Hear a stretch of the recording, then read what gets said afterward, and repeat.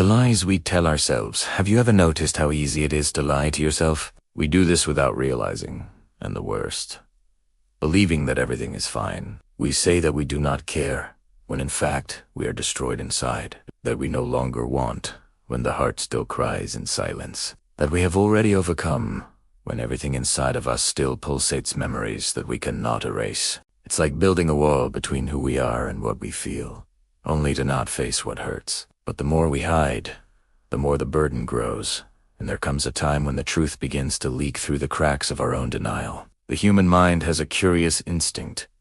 It lies to protect itself. We create justifications, stories, and excuses not to face what threatens us emotionally. When we say it was better this way, sometimes it is just a way of trying to make sense of a loss that we have not yet accepted. When we say I don't need anyone, maybe it's just the fear of being rejected again. And the problem is not in trying to protect yourself, but in living trapped inside an invented narrative where comfort is false and healing never comes.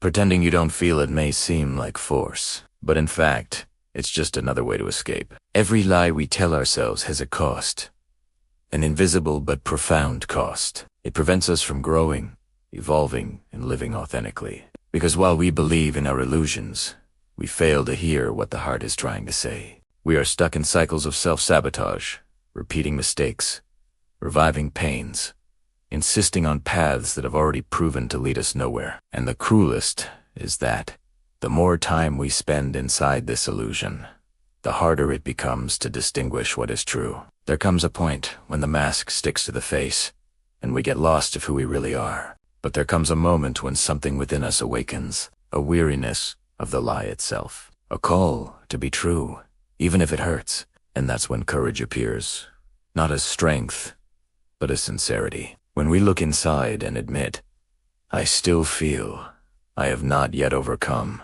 I am still afraid. It is at this point that healing begins, because the truth can hurt, but it is she who frees. And when we stop lying to ourselves, we open space for something new,